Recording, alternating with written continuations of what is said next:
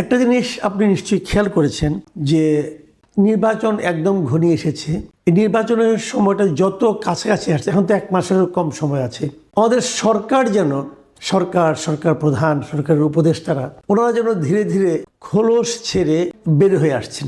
ওনারা যেন বোঝাতে চাইছেন যে ওনারা আসলে কি চান। ওনারা কেবল একটা নির্বাচনই চান না, এই নির্বাচনে কারা জয়ী হবে অথবা এই নির্বাচনে ভোটাররা কোন পক্ষে ভোট দেবে সেই ব্যাপারেও যেন কিছুটা নিজেদের আকাঙ্ক্ষার কথা প্রকাশ করতে চাচ্ছেন। আমরা ডক্টর ইউনূসের একটা বক্তব্য গতকাল উনি দিয়েছিলেন উচ্চশিক্ষা বিষয়ক একটা অনুষ্ঠানে। সেখানে উনি কতগুলো কথা বলেছেন যে কথাগুলো আমার কাছে মনে হয়েছে যে খুবই আলোচনা করা যেতে পারে। উনি তো আমাদের একটা কথা বলেছেন যে এই যে স্টুডেন্ট আপরাইজিং যেটা সেটাকে উনি বলেছেন এটা নাকি খুবই সুচিন্তিতভাবে হয়েছে, কোনো হঠাৎ করে হয়নি, তারা এটা একটা প্ল্যান্ড ছিল, এই শব্দটা উচ্চারণ করেছেন, সেভাবে নাকি হয়েছে। এবং উনি আরো বলেছেন যে স্টুডেন্টরা যে রাজনৈতিক দল করছেন এটা অত্যন্ত একটা ভালো উদ্যোগ, এবং উনি আশা করছেন যে এটা নির্বাচনেও খুব ভালো করবে। এমনকি এদের মাঝখান থেকে যিনি নির্বাচিত হবেন তিনি এমনকি শিক্ষামন্ত্রী পর্যন্ত হতে পারেন। তার মানে উনি তো ওনার সরকারের অবস্থানটা অথবা ব্যক্তি হিসেবে ডক্টর ইউনূসের অবস্থানটা উনি ক্লিয়ার করে দিচ্ছেন। একটা অন্তর্বর্তীকালীন সরকারের প্রধান যিনি একটা নির্বাচনের আয়োজন করেছেন এবং যে নির্বাচনে অনেকগুলো দল, অনেকগুলো পথ, অনেকগুলো মত অংশ নিচ্ছে জনগণের সমর্থন পাওয়ার জন্য, সেই ক্ষেত্রে নির্বাচন আয়োজনকারী যে সরকার, তারা কি এরকম ভাবে একটা পক্ষের দিকে যেতে পারে কিনা, যাওয়া উচিত কিনা? আপনি ডক্টর ইউনূসের এই বক্তব্য, ডক্টর ইউনূসের এই পরিকল্পনা, ডক্টর ইউনূসের কর্মকাণ্ড গত কয়েক মাসে আপনি এটাকে কিভাবে বিশ্লেষণ করছেন? আচ্ছা, ডক্টর ইউনূসের বক্তব্যের 2টা পার্ট। একটা পার্ট আগে বলি, সেটা হচ্ছে একটা জেনারেশনকে ডিজেনারেট করে অধঃপতনের দিকে নিয়ে গিয়ে, লেখাপড়া তো আর নাই এখন, উনি যে এই যে নতুন করে আবার স্বপ্ন দেখাইলেন যে ওনারা জিতবেন এবং শিক্ষামন্ত্রী হবেন, এতে কিন্তু আমি কোনো অবাক হইনি ইন দি সেন্স যে স্বপ্ন দেখানোটা ওনার কিন্তু অরিজিন, এটা তার মূল। এবং আল কোরআনের একটা কথা আমার খুবই ভালো লাগে যে প্রতিটি বস্তুই তার মূলের দিকে প্রত্যাবৃত হয়, এবং ডক্টর ইউনূস মাঝে মাঝেই তার মূলের দিকে প্রত্যাবর্তন করছেন। সেটা কি? স্বপ্ন দেখানো।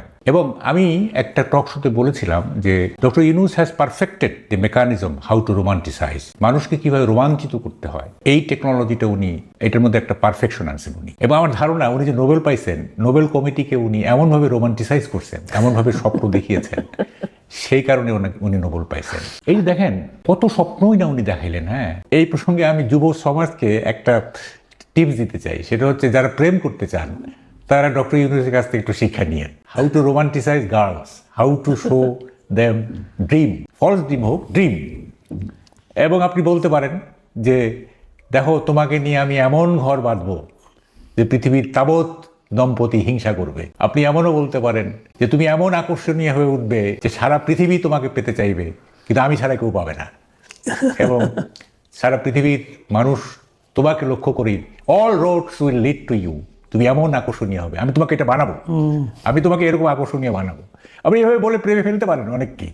হ্যাঁ, এই যে স্বপ্ন, হ্যাঁ, কোনো বেসিস আছে আপনি বলেন? হ্যাঁ, বলতেছেন যে পৃথিবী আমাদের এখানে আসবে, আমরা কোথাও যাব না। কি হইল? 18 লাখ টাকা দিয়ে বন্ড দিয়ে আমেরিকা যেতে হবে। অস্ট্রেলিয়া এবং আর কয়েকটা দেশ বাংলাদেশকে ঝুঁকিপূর্ণ চিহ্নিত করে তাদের ভিসা রেস্ট্রিক্টেড করে ফেলছে। এখন ছাত্রছাত্রীরা অস্ট্রেলিয়ার ভিসা পাচ্ছে না। এই তো করছেন আপনি। কিন্তু বলছেন কি? আপনি বলতেছেন যে জুলাই সনদ স্বাক্ষরের মধ্য দিয়ে একটা বর্বর সমাজ সভ্য সমাজে পরিণত হচ্ছে। তাই জুলাই সনদে স্বাক্ষরের পর কি যা দেখছি সব সভ্যতার চিহ্ন, নাকি সব বর্বরতা? এইসবের মানে কি? আমরা আর ইউ অল স্টুপিডস? হ্যাঁ, all the people are not stupid, some people are stupids. হ্যাঁ, এইগুলি আমাদের সাথে এরকম করতেছে।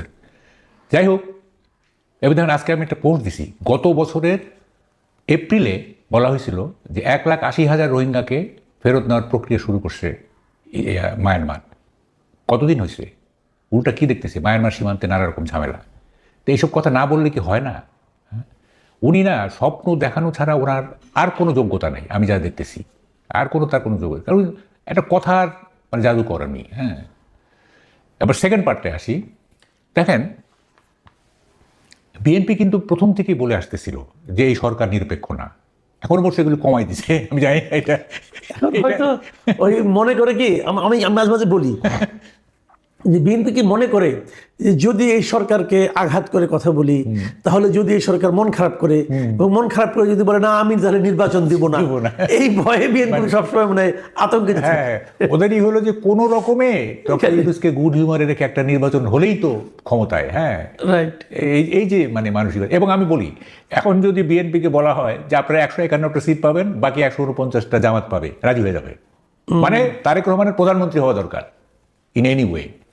তো যাই হোক, এখন ওনারা প্রথম থেকেই বলতেছিলেন যে এই সরকার নিরপেক্ষ না, এবং মাঝখানে বন্ধ করে। দেখেন এগুলি কিন্তু এখন দেখেন ওই যে বলে না যে ধর্মের ঢোল বাতাসে নড়ে। হ্যাঁ, আপনি আলটিমেটলি কিন্তু আপনি এক্সপোজ হবেন। আপনি প্রিটেনশন বেশি দিন রাখা যায় না। আপনি মানে ভান করে বেশি দিন আপনি থাকতে পারবেন, আপনাকে অরিজিনে যেতেই হবে। এখন প্রকৃত চেহারাটা বেরিয়ে যাবে। হ্যাঁ, তো এখন হচ্ছে যে এখন ইট ইজ ক্লিয়ার যে, এবং দেখেন উনি কতগুলি জিনিস করছেন না, এগুলি উনি নিউ ইয়র্কে গিয়ে প্রথমে ওই মাহফুজ আলমকে পরিচয় করে দিলেন মাস্টার মাইন্ড হিসাবে। এখন দেখেন এত বড় একটা আন্দোলন যেখানে সব স্টেক হোল্ডার, এখানে বিএনপি থেকে সবাই ছিল। হ্যাঁ, উনি একজন লোককে মাস্টার মাইন্ড হিসেবে পরিচয় করে দিলেন। উনি না আসলে মুহূর্তের অনুপ্রেরণায় কথা বলেন, he lives in the moment. ওই মুহূর্তে তার কাছে মনে হয়েছে এটা একটা ক্যাচি কথা, এটা একটা বললে একটা স্টান্ট হবে, বাস বলে দিলেন। এটার কনসিকুয়েন্স যে কী হবে, এটার ফল যে কী হবে, উনি কখনো কনসিকুয়েন্স ভাবেন না। হ্যাঁ, উনি একটা বলে দিলেন আর কি, এটা যেটা মানুষ মানে চটকদার একটা কথা বলে দেন আর কি। তো এখন দেখেন বলতেছেন যে, আচ্ছা আমি আরেকটা কথা একটু আপনাকে জানি একটু, তারপর আমরা সবগুলো পয়েন্টে আমরা আসবো আশা করছি। সেটা হলো যে নির্বাচনের পাশাপাশি আমাদের জাতির জন্য একটা প্রথমবারের মতো একটা উপহার এসেছে যে একই সঙ্গে নির্বাচনও হবে, গণভোটও হবে। গণভোটে 4টা প্রশ্ন থাকবে, একটা প্যাকেজের মতো বানানো হয়েছে, হ্যাঁ অথবা না দিতে হবে। এই প্যাকেজের যথার্থতা, এই প্যাকেজের যৌক্তিকতা নিয়ে নানা রকম প্রশ্ন আছে, সেই প্রশ্নে আমি যাচ্ছি না। কিন্তু আমার প্রশ্ন হলো, নির্বাচনটা যারা আয়োজন করছে সেই সরকারকে এই গণভোটে কি ভোট দিতে হবে, হ্যাঁ অথবা না, এটার জন্য জনগণকে প্রভাবিত করতে পারে। যদি না পারে অথবা পারে আমি জানি না, আপনি বলবো। আমি একটা উদাহরণ দিয়ে বলি খেলে আপনাকে। ব্যাংকগুলোকে বাংলাদেশ ব্যাংকের পক্ষ থেকে একটা ইনস্ট্রাকশন দেওয়া হয়েছে সবগুলো ব্যাংকে, তাদের সবগুলো ব্রাঞ্চে প্ল্যাকার্ড রাখতে হবে যে হ্যাঁ ভোট দিন, গণভোটে হ্যাঁ ভোট দিন। এখন যদি ব্যাংকগুলি প্রচার করে, তাহলে যে লোকটা না ভোট দিতে চায়, যে বুঝে শুনেই না ভোট দিতে চায়, সে কি ব্যাংকটার উপর আনহ্যাপি হবে না? ব্যাংক তো একটা আস্থার জায়গা, ব্যাংকিং সিস্টেমটা তো চলেই আস্থার উপর নির্ভর করে। যেমন ধরেন আমি না ভোট দিতে চাই, ধরা যাক কথার কথা, তা আমি তো ওই ব্যাংকে আর যাবোই না। আমি বললাম যে কেন আমি ব্যাংকে যাবো? ব্যাংক আমাকে হা ভোট দিতে বলছে কেন? ব্যাংকে আমাকে লজিক দিয়ে বোঝাবে কেন হা ভোট দিতে বলছে? আর ব্যাংক কি তার সিএসআর এর টাকা এভাবে খরচ, ওরা বলেও দিছে ওই সিএসআর এর যে ফান্ড আছে সেই ফান্ড থেকে এই টাকাটা খরচ করতে হবে। এটা কি পারে? গভর্নমেন্টকে পারে? গভর্নমেন্ট অফিসিয়ালদের দিয়ে এগুলি বলানো, এনজিওদেরকে ডেকে আনা হচ্ছে, গভর্নমেন্ট নিজে উদ্যোগ নিয়ে তাদেরকে বলতেছে আপনারা হা ভোটের প্রতি মানুষকে উদ্বুদ্ধ করেন। এটা কি সরকারের কাজ? সরকার এটা পারে আসলে? আপনার কি মনে হয়? মানে আপনার প্রশ্নটা শুনে মনে হচ্ছে যে এটা একটা বিতর্কযোগ্য ব্যাপার। আসলে এটা বিতর্কযোগ্য না, এটা তো মানে চোখ বন্ধ করে বলা যায় যে এটা গভর্নমেন্ট এটা করতে পারে না। হ্যাঁ, গভর্নমেন্ট ক্যানট মানে ইনফ্লুয়েন্স এ ডেমোক্রেটিক প্রসেস, যেহেতু এটা নিউট্রাল গভর্নমেন্ট, একটা ডেমোক্রেটিক প্রসেসকে ওনারা ইনফ্লুয়েন্স করতে পারে না। এবং আমি বলি কি জানেন, গভর্নমেন্ট আসলে মরিয়া হয়ে গেছে এই হাঁ জেতাতে। কারণ এই হাঁ জেতার সঙ্গে তাদের একটা সেফ এক্সিটের ব্যাপার আছে। হ্যাঁ, যে কারণে তারা মরিয়া হয়ে উঠছে যে কোনো ক্রমে যদি না জিতে যায় তাইলে মানে তাদের সেফ এক্সিটটাও বিপদাপন্ন হতে পারে। সুতরাং তারা মরিয়া হয়ে গেছে। এবং শুধু ব্যাংক না, আপনি এনজিওগুলোকে বলা হয়েছে, টিচারদেরকে বলা হয়েছে, নানা রকমভাবে এটা যে একটা অল আউট ক্রাশ প্রোগ্রাম নেওয়া হয়েছে যাতে হাঁ জেতে। হ্যাঁ, তো এটা তো হলো না। লেট পাবলিক ডিসাইড তারা এই জুলাই সনদ তার মানে কি মানে না। আর দ্বিতীয় কথা হচ্ছে দেখেন, এই যে গণভোটের আয়োজনটা না, এটা তো ডিফেক্টিভ আয়োজন। আমি একটা শোতে বলছি যে 4টা প্রশ্ন না দিয়ে ভাই শুধু এইটুক রাখেন যে ডক্টর আলী রিয়াজ যেভাবে দেশকে ভাবেন আপনারা সেভাবে ভাবেন কিনা, হ্যাঁ অথবা না। ঠিক আছে, আপনি এই যে 4টা গ্রামের মানুষ তো ভাই ম্যাকিয়াভেলি না, গ্রামের মানুষ তো অ্যারিস্টটল না, তাই না? তো ওরা এই 4টা বিষয় পড়ে তারপরে বুঝে কনসিভ করে তারপরে ভোট দিবে, এটা আপনারা ভাবলেন কিভাবে? মানে সব কিছুর একটা মানে মিনিমাম একটা যুক্তি তো থাকতে হবে ভাই। হ্যাঁ, চারটা জটিল জিনিস, হ্যাঁ, আপনি গ্রামে নিরক্ষর একটা রিমোট অঞ্চলের একটা ভোটারকে বলতেছেন না, আপনি নিরক্ষর বলছেন। আমাদের সরকারের যে হিসাব, সরকারি হিসাবে বলা হয়েছে এদেশের সাক্ষরতার হার হলো 72%। মানে 72% লোক লিখতে পারে, এরা কিন্তু খালি নাম স্বাক্ষরটা করতে পারে, আর কিছু না। তো এর মধ্যে অনেক আছে যারা নাকি পড়তে পারে না। যদি ধরেই নেই যে 72% লোকও লিখতে পড়তে সবই পারে, লিখতে পড়তে বুঝতে রাষ্ট্রবিজ্ঞান বুঝতে সব পারে, মানলাম, তাহলে 28% তো পারে না। তো এই 28%-এর জন্য এই গণভোটটাকে একটা মানে আপনার কৌতুক না, একটা প্রহসন।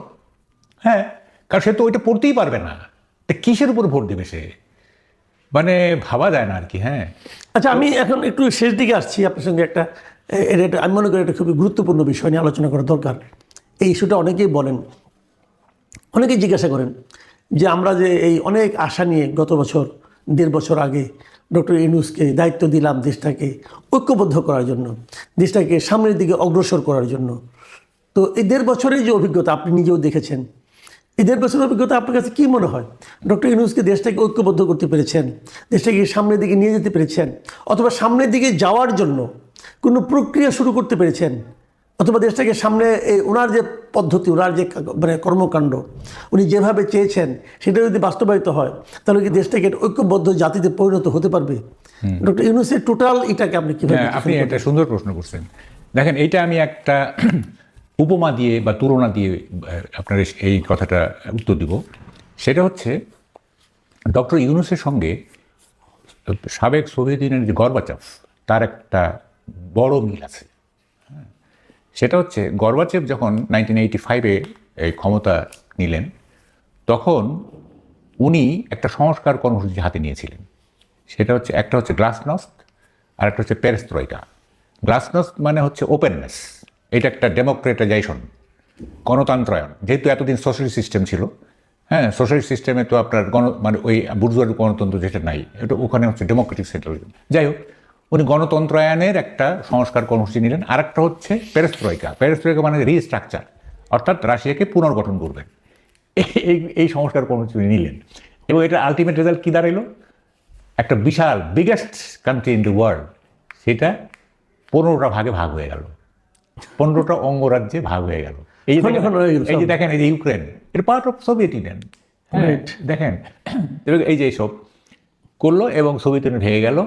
এবং তাতে কি হইল?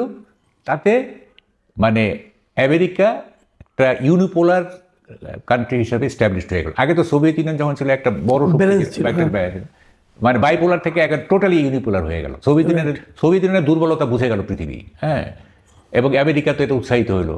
এবং এই গ্লাসনস্ট পেরেস্ত্রয়কার পিছনে কিন্তু আমেরিকারও একটা হাত আছে, হ্যাঁ।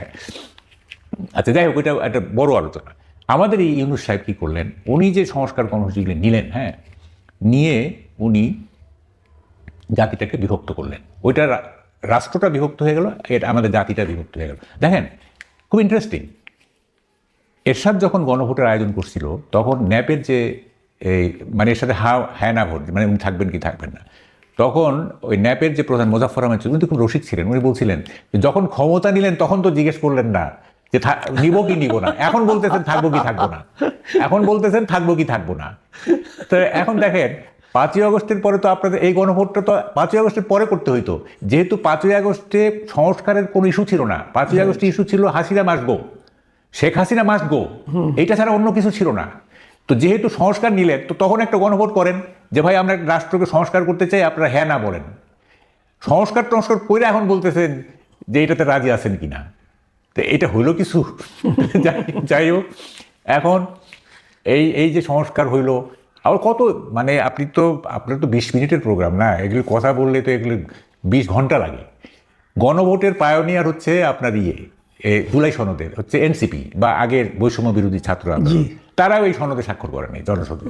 বুঝেন এবার এত বড় প্যারাডক্স আছে, হ্যাঁ, যারা এটা ইনিশিয়েট করছে, হ্যাঁ, বাকিগুলো তো ফলোয়ার, তাই না? এই পায়োনিয়ার তো হচ্ছে ফলোয়ার, তাও কি মাইরের ভয়ে ফলোয়ার আর কি, মানে হইচই শুরু করে দেবো, চিল্লাচিল্লি করবো, এই ভয়ে ফলোয়ার। তো এখন সে নিজে স্বাক্ষর করে নেই, তারপরে এটা আপনি গণভোটে দিলেন, হ্যাঁ, কি মানে? আচ্ছা, মানে গণভোট যে জিনিসটা নিয়ে হচ্ছে সংস্কার নিয়ে, এই সংস্কারটা এখানে দুটো প্রশ্ন। একটা প্রশ্ন হলো যে ইটসেলফ গণভোটে যে প্রশ্নটা করা হয়েছে, 4টা প্রশ্ন, 4টা মিলিয়ে একটা প্যাকেজ, এই 4টা প্যাকেজের কি হ্যাঁ অথবা নাতে উত্তর হয়? না না না, কিভাবে হবে? আপনার একটা আমি শো দেখছি তো, আপনি বললেন না যে এতগুলি খাবার হতে হবে, ওখানে একটা মদের বোতলও আছে। তা আমাকে তো প্যাকেজ হলে তো আমাকে পুরোটা খাইতে হবে, অথবা একটা খাওয়া চলবে না, তাই না? তো এখন ধরেন ওখানে তো কোনো ঘর নাই যে আমি একটার সাথে একমত হইলে কোথায় সিল দিব, দুইটার সাথে একমত হইলে কোথায় সিল দিব, এটা থাকতে হইতো, তা নাই, তাই না? তাই না? আরেকটা কথা, যে সংস্কারগুলো হয়েছে সেগুলো নিশ্চয়ই আপনি দেখেছেন একবার। সেই সংস্কার প্রস্তাবগুলো কি আপনার কাছে সবগুলি ভালো মনে হয়েছে, নাকি একটাও ভালো মনে হয় নাই, নাকি কিছু কিছু ভালো কিছু কিছু মন্দ মনে হয়েছে? এরকম সংস্কার না প্রস্তাবগুলো আছে না, প্রস্তাব, হ্যাঁ, কিছু জিনিস তো অবশ্যই ভালো আছে, কিছু জিনিস তো অবশ্যই ভালো আছে। আমরা তো শুনেন, আমরা তো মানে আদা জল খেয়ে গভর্নমেন্টের বিরোধিতা করতে চাই না, তাই না? Right. আমরা সব সময় চাই যে সরকারের আমরা প্রশংসা করব, হ্যাঁ, কিন্তু আমাকে তো সুযোগ দিতে হবে প্রশংসা করার, তাই না? সুযোগ তো পাচ্ছি না। এখন দেখেন, আমি দেখছি এই 16 মাসের অ্যাচিভমেন্টগুলি কি, দেখেন কয়েকটা অ্যাচিভমেন্ট আছে, এগুলো স্বীকার করবো আমরা। যেমন আমি কথা বলতেছি, আমাকে বাধা দেওয়া হচ্ছে না, আই মাস্ট হ্যাভ প্রে। আমিও বলবো যে হ্যাঁ, এইটা আমার জন্য একটা প্রিভিলেজ। আপনি আবার এটাও বলেন যে আপনি প্রিভিলেজ পাচ্ছেন, অন্যরা পাচ্ছে না, কিন্তু আনিসালের মধ্যে হ্যাঁ, সেটা বলবো। এটা আপনি কি বলবেন? না, সেইটাই বলবো যে আমি পাচ্ছি, ওনারা কেন পাচ্ছে না। কি কি পজিটিভ দেখেন, একটা হচ্ছে যে সরকারি বাহিনীর হাতে খুন হচ্ছে না, ঠিক আছে, যদিও গোপালগঞ্জে, কিন্তু ওই জন্য তো হলো যে কালকে তো বিএনপির এক লিডার মারা গেল, এটাই তো রিসেন্ট আর কি। আর একটা হয়েছিল গোপালগঞ্জে 4-5 জন মারা গেছিল।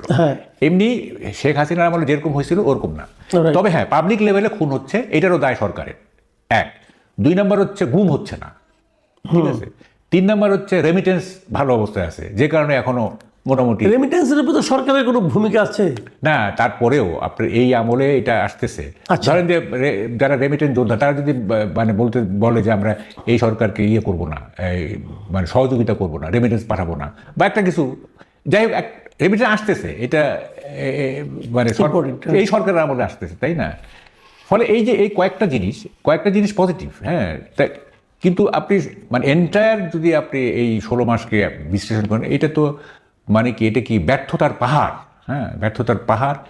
এবং সবচেয়ে বড় কথা যে নতুন নতুন যে ফেনোমেনাগুলি তৈরি হয়েছে না, যেমন একটা মবক্রেসি, হ্যাঁ, ইনস্টিটিউশনালাইজ মবক্রেসি। হ্যাঁ, আগেও মবক্রেসি ছিল লো কি, এটা ছিল, কিন্তু এই আমলে যেভাবে মানে মবের হাতে মানুষ নিগ্রহ হয়েছে, হ্যাঁ, এইটা তো মানে সব সাফল্যকে ছাপিয়ে যায়, এটা যদি সাফল্য থাকে আর কি। হ্যাঁ, আপনার কাছে কি মনে হয় সব মিলিয়ে এই সরকারকে আপনি মানে সাধারণ মানুষ কিভাবে দেখছে? তারা কি সরকারকে সফল মনে করে নাকি ব্যর্থ মনে করে? শুনেন, এই সার্টিফিকেট দেওয়ার আমি কেউ না, আপনি নিজে কি আমি বলছি, শুনেন, আমি সার্টিফিকেট দেওয়ার এই না, আমি এইভাবে বলি, আমি একটা শিক্ষিত ক্রিমিনাল, ঠিক আছে। আমি কিছু লেখাপড়া করছি, কিছু জিনিস বুঝি, এবং ওই লেখাপড়াটাকে আমার কাজে ব্যবহার করি। আমি ক্রিমিনাল। একটা রিক্সাওয়ালার কাছে যান, একটা খেটে খাওয়া মানুষের কাছে যান, তারা কি বলতেছে দেখেন, তাদের জীবন কিভাবে চলতেছে, হ্যাঁ, তারা কিভাবে জীবন পার করে, তাদের কাছে যান, দেখেন তারা কি বলে। আমার মন্তব্য দিয়ে আপনি কি করবেন? হ্যাঁ, না, তাদের সঙ্গে তো আপনারও যোগাযোগ আছে, আপনি তো তাদের সঙ্গে যান, আপনি তো রিক্সায় উঠে রিক্সাওয়ালার সঙ্গে কথা বলি, কেউই সন্তুষ্ট না। এক রিক্সাওয়ালা বলতেছে আগে এত টাকা ইনকাম করতাম, হ্যাঁ, এত টাকা আমার সেভিংস হতে, বাড়িতে পাঠাতে হবে এত টাকা, এখন পারতেছি না। সিএনজিওয়ালা একই কথা বলতেছে। তারপরে এখন দেখেন যে গ্যাসের যে প্রবলেম, অনেক বাসায় তো মানে আমার বাসাতেই নাই, হ্যাঁ, তো এগুলি সাফার করতেছে না মানুষ। এবং দেখেন, আমি একটা জিনিস আপনাকে বলি, আপনি সময় নাই তো, সরকার না মানে সাস্টেইন করার জন্য একটা ইমাজিনারি ভিলেন তৈরি করছে, সেটা হচ্ছে ইন্ডিয়া, হ্যাঁ, এবং আরও কিছু। যখনই তারা বিপদে পড়তেছে, তখনই একটা অ্যান্টি ইন্ডিয়ান সেন্টিমেন্টকে ক্যাশ করাচ্ছে। এই যে খেলার ব্যাপারও যেটা হয়েছে, যাই হোক, এখনকার মেইন প্রবলেমগুলো কি? এখনকার মেইন প্রবলেমগুলো হচ্ছে পানি চুক্তি নবায়ন হবে কিনা, গ্যাসের প্রবলেম, গ্যাস না থাকলে ইলেকট্রিসিটি প্রবলেম হবে। তারপরে কালকে না পরশুদিন দেখলাম যে এই বলে সর্বনিম্ন ইনভেস্টমেন্ট, সবচেয়ে কম, হ্যাঁ। এগুলি আলটিমেটলি আমাদের ইকোনমিতে কী প্রভাব ফেলবে সেটা কিন্তু কেউ ভাবতেছে না। এবং এগুলি ভাবতেছে কিন্তু সাধারণ মানুষ ভাবতেছে যে এই যে যারা একটু মধ্যবিত্ত, তারা গ্যাস নিয়ে ভাবতেছে, যারা একবারে ডাউন টোডেন, যেরকম রিক্সাওয়ালা, শ্রমিক, এরা ভাবতেছে তাদের দৈনিক আয় অনেক কমে গেছে, হ্যাঁ, পরবর্তীতে কি হবে। গ্রামের সাধারণ মানুষ ভাবতেছে